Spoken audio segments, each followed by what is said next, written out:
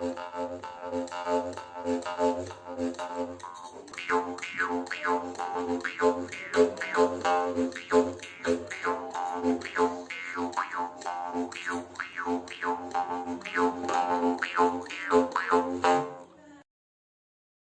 grateful to be here through video at the Bazaar Art Book Fair. My name is Erin Honeycutt, and I'm here with Cutt Press books. I'm based in Berlin, and I'm here in the Berlin studio right now. And I'm just going to tell you the story of Cutt Press and introduce you to some of the books. And many of these books, well, all of the books that I'll talk about are on the table in front of you at the book fair. So what I usually do is just kind of a show and tell, because the show and tell tells the story of the books and the variety of the books and the occasion of the books, because many of the books are occasions, like they align with an event, a social interaction. And the reason for that is because a lot of these social interactions come from the bookshop, which Cutt Press is very entwined with. And the bookshop is called Hopscotch Reading Room, and it's about 4 floors down below the studio where I am now. And Hopscotch Reading Room, it's an English language bookshop here in Berlin, and it was founded by my colleague Siddhartha Lokanandi about 7 years ago. And he grew up in India, and then he lived in New York for 20 years and worked as a bookseller. And in that time he amassed his own private library, and his dream was always to open up his own bookshop. And he wanted to do that in Berlin because at the time, 6 years ago, there really wasn't a place that focused on literature from outside of the West translated into English. There wasn't a bookshop at that time that focused on diaspora voices and voices in exile, and a focus on like multilingual books, marginalia, queer voices, diasporic voices. This was really not a thing 6 years ago in Berlin, but now things have changed quite a lot.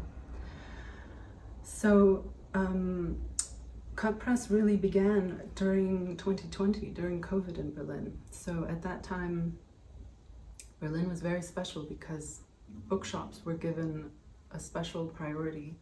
They were given the same status as grocery stores and pharmacies.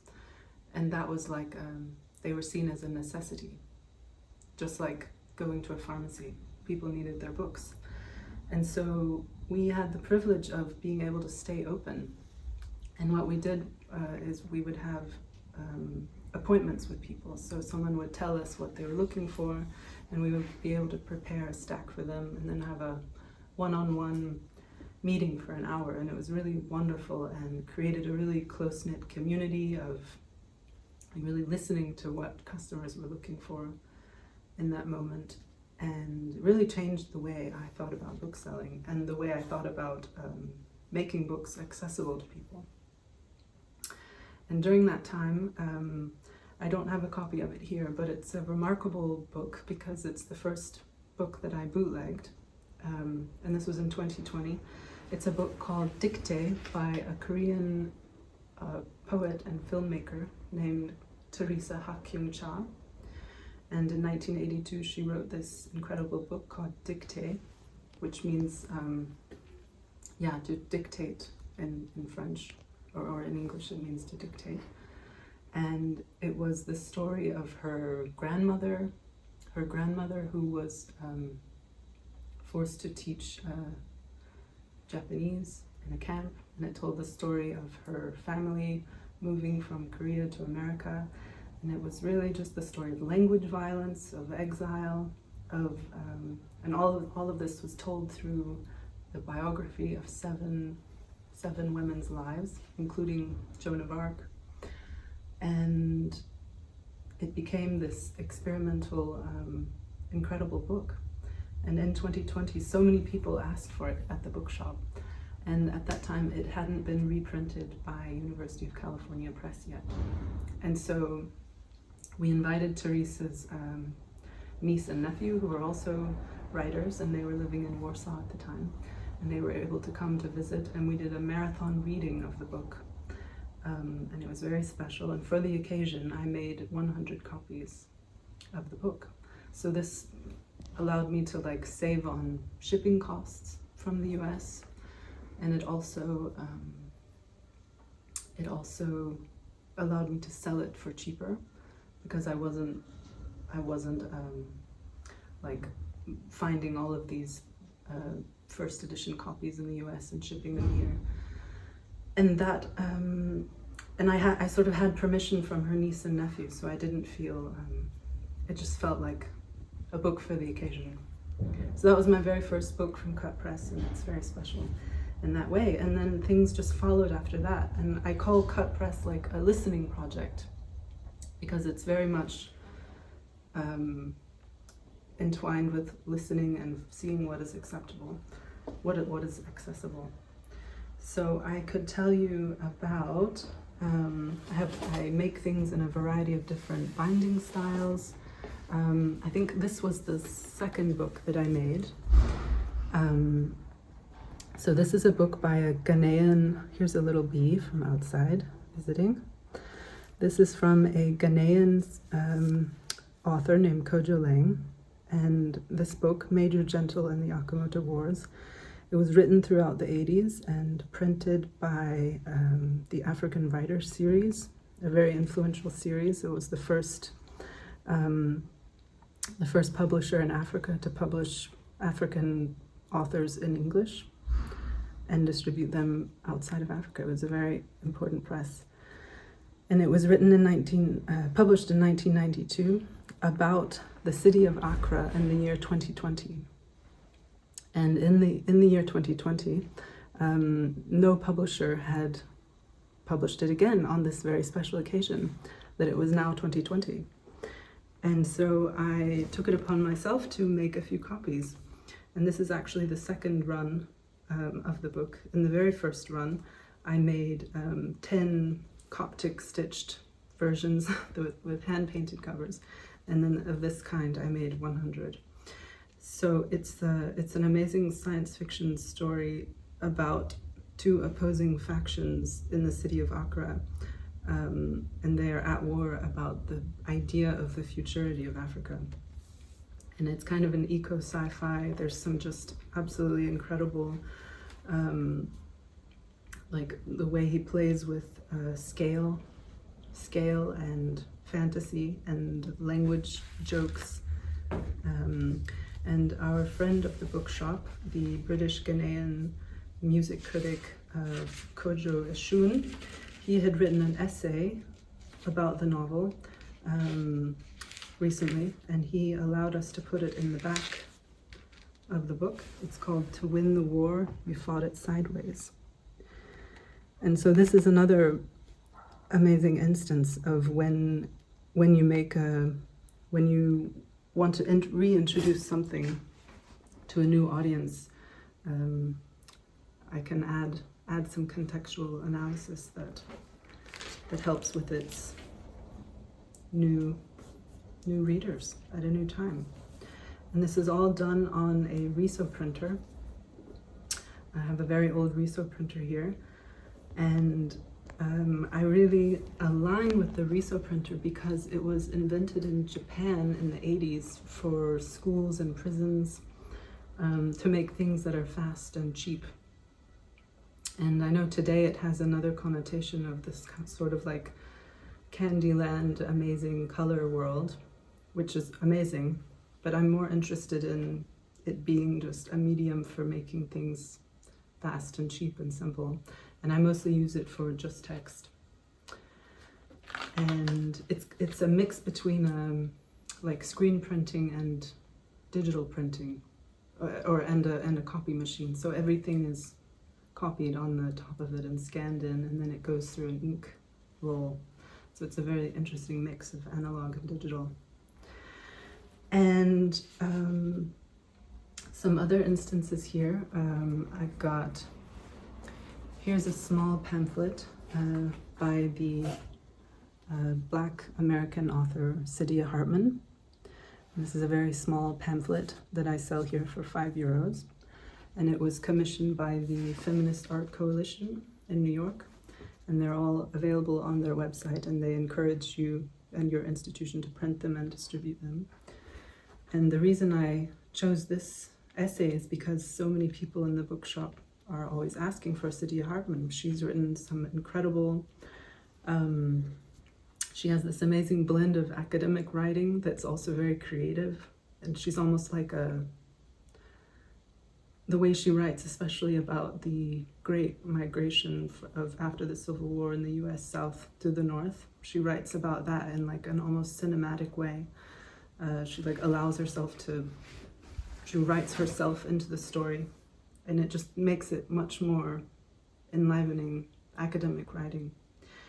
And her books, for example, Scenes of Subjection and Wayward Lives, Beautiful Women, they sold out so fast, and they're kind of expensive. They came out originally as hardcovers from, I think, Yale University Press.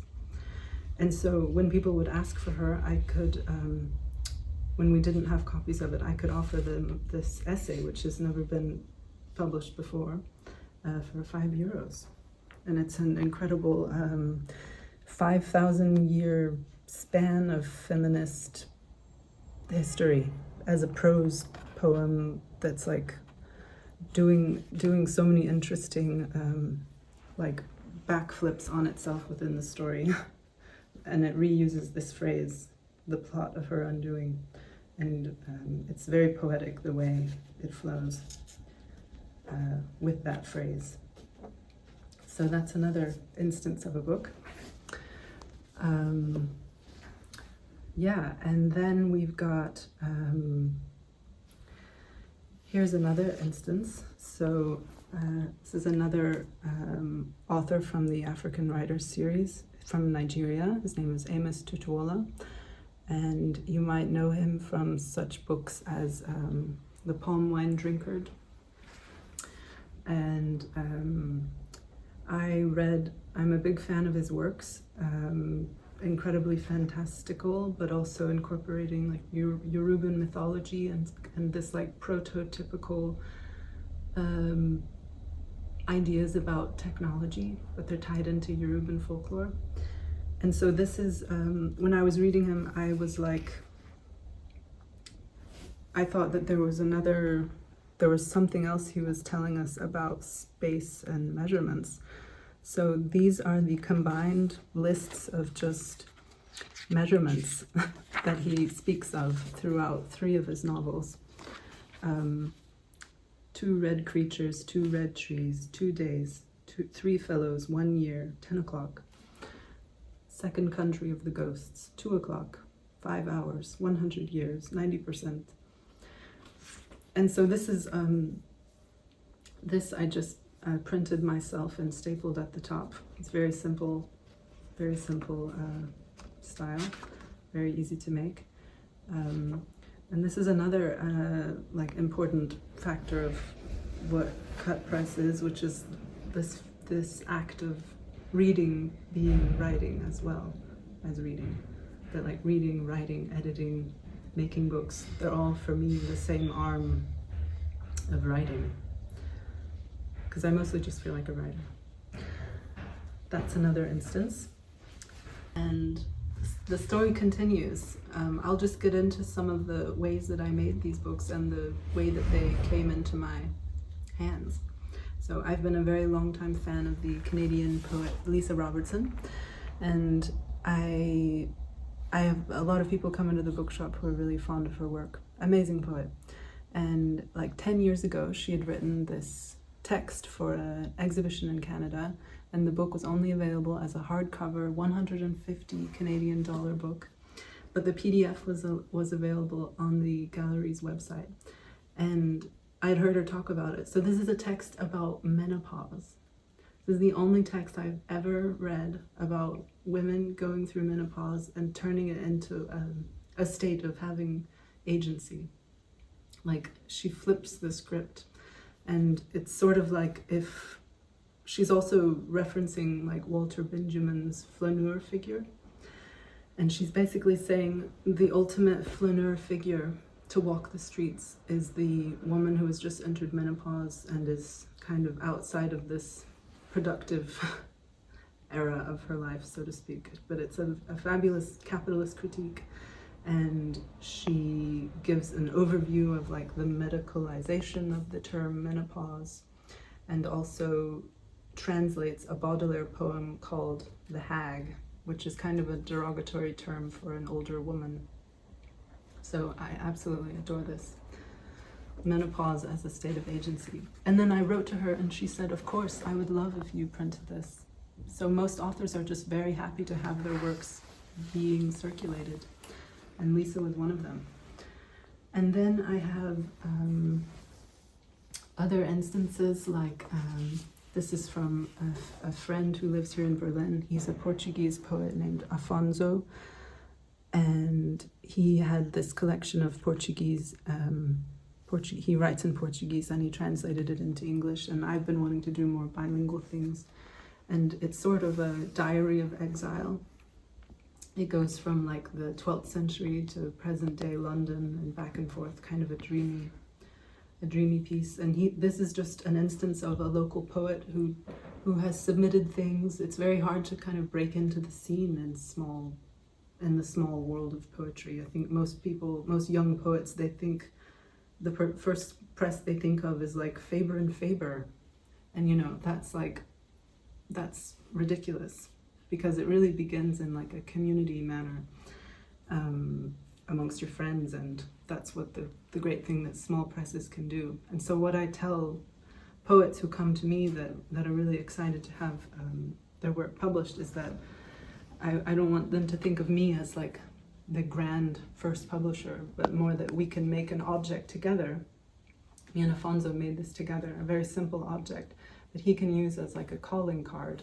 So when he travels around, when he gives readings, he can just have something, and then things begin from there. So this is just like a business card, a calling card, and it's very cheap to make. I did it with the Riso printer. It's for €6 with a pamphlet stitch. So this is a very simple stitch in which there's 3 holes here, 1, 2, 3, and you just, it's simpler than stapling sometimes. You just tie a knot and voila, 1, 2, 3. Yeah. And then we have, here is another book.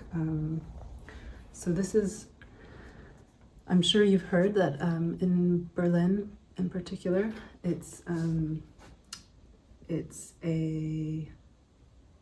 a very difficult moment to speak about your solidarity with Palestine, because it is unfortunately equated with anti-Semitism. To show any kind of support for Palestine, it gets equated with anti-Semitism. So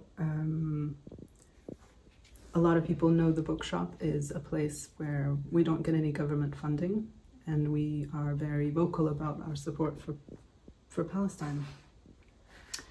And in the bookshop we have a copy of the first edition of Leila Khaled. She's a Palestinian freedom fighter. She did hijack a plane peacefully. She didn't kill anyone.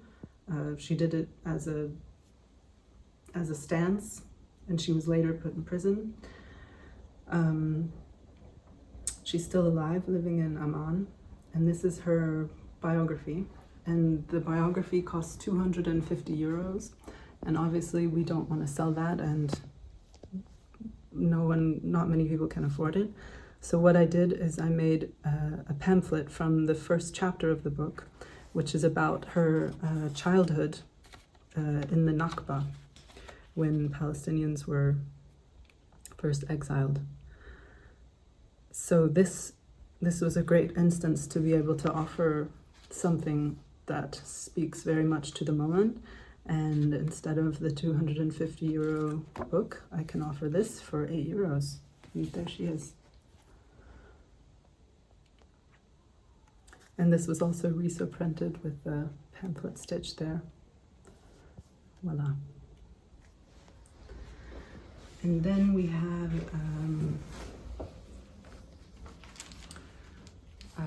this is a book. It's called Music by Sufi Inayat Khan. He was a Sufi musician. He traveled around during the 1920s, and he gave lectures about Hindustani music, and really has a very meditative style of talking about music harmony, color harmony, meditation, the history of classical music in India. And he played the first Hindustani music concert in Moscow in the 1930s, I think. And so we had one copy of his collected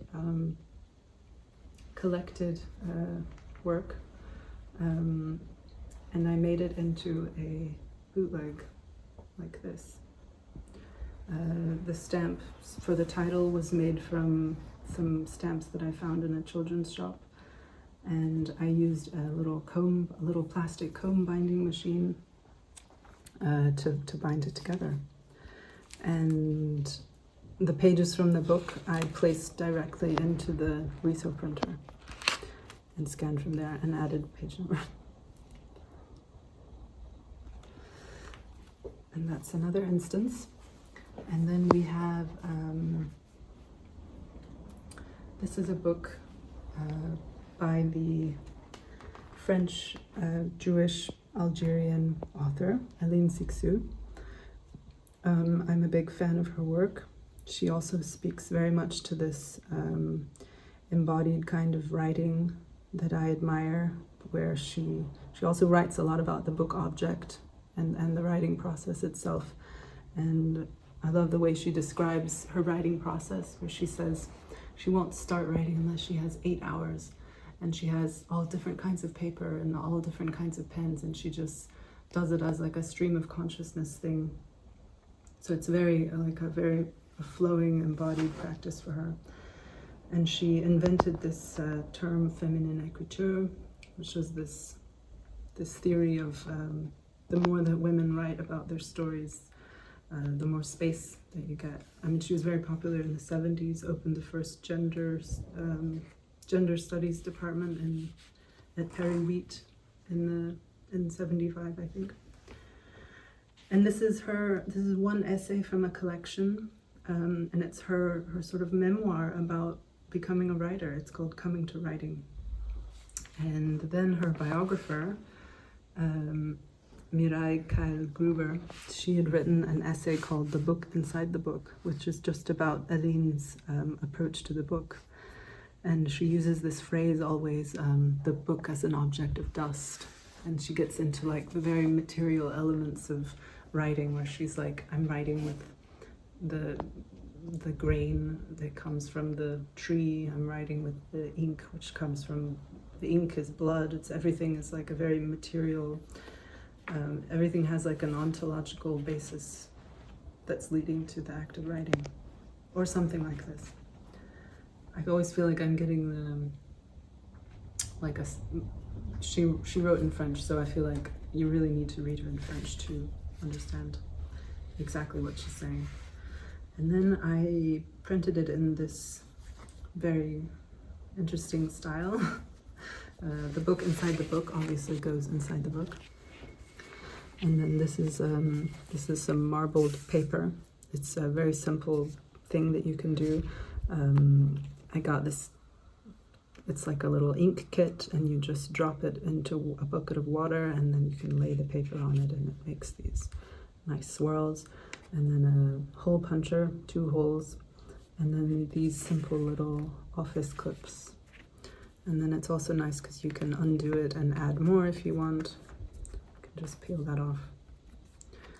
And yeah, it's a great, her books are, I don't know why, are not circulating that much in English in Berlin, and she's absolutely incredible. So this is just my fanzine to Aline Sixou, and it's for 12 euros. And then I can tell you about, obviously I have some poems from and for Palestine. These were collected by friends of the bookshop starting in October and November last year. And these are for €3 each. They're printed on recycled paper, and they're €3 because I imagine them being something that you take to a protest and you pass it around. I also gave many copies to these student encampments at the local universities here when they were protesting their universities, and it was an endurance act, and they needed material to read and occupy their time with, and yeah, there's that. And then this, for instance, this is just, yeah, I also write, and I don't always know what to do with it. I'm sure all writers can relate to that feeling. And sometimes you just have the feeling that you need to make it immediately, and I can't wait for a publisher to say yes or no. And so this is a very simple design, and the title is this stamp of a well, or it could be a tire, but I think it's a well. I think it's a well of grief. And it's just a collection from maybe 3 months last autumn, some dreams, and things are purposefully crossed out because I think that, writing is like a never-ending editing process. Like, it's never fixed on the page. Maybe I decide to make another copy of this tomorrow that has the same edits or not, or yeah, I believe this also speaks to the way in which self-publishing is like you have complete power over every act of the process. Yeah, that's what that is. Very simple. And then I can give it to friends, do whatever I want with it. Yeah, and then I can speak of this. This is a coloring book. It's a coloring book of one of the first illustrated printed books from the 15th century. So it was originally printed in Venice, and it was written in Arabic, Latin, a dialect of Italian, and Hebrew. And the story itself is not that interesting. It's kind of like a fever dream. It's about architecture. You're not really sure what's happening throughout the whole story, but with the story are these incredible woodcuts to illustrate the story. And they are so much more advanced than the actual story itself because they're showing like film storyboarding. They're showing like comic book. It's like a proto-comic book, really elaborate. And that's the original copy. And then a friend of mine had this book that was only the woodcuts, and it was printed in 1898 for a photolithography department in Leipzig. And so I made a copy of that book as a coloring book. And the name of the book is the Hypnerotomachia Pelifili, which could either mean the many loves of Pelifili or the dream of Peliphilis. No one really knows. And the images are like so. And I made it so that I encourage you to color them in yourself, because I like the feeling of books being interactive and a way that you can like embed yourself in them, change them. Yeah.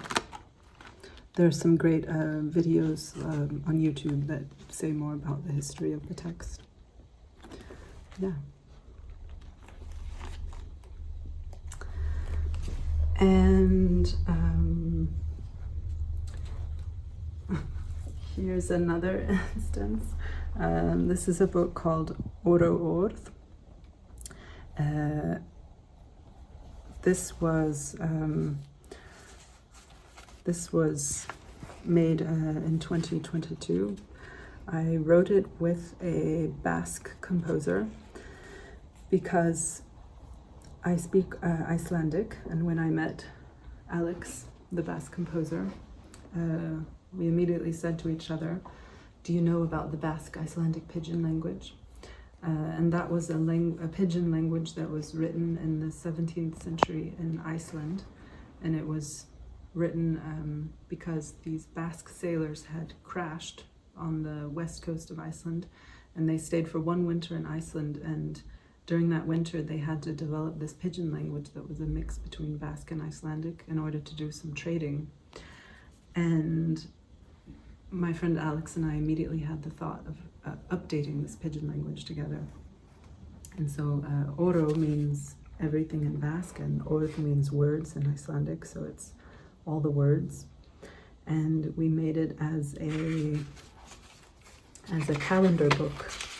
The idea was that it was sort of like a desktop calendar from the year 1616, which is the year that the pidgin was first spoken. There we have the Persian calendar. And it's sort of a portrait of the world in the year that the pidgin was first spoken. And I put the pages are like this, uncut, to kind of model manuscript style books during that time, which were often uncut like this. So that was very fun to make. Yeah. And now I will be available for a follow-up Q&A. If you have any questions, I'll be here and you can ask. Thank you, Ronak, and to all of the organizers of the book fair. It's my pleasure to have these books with you, even if I'm not there myself. Thank you.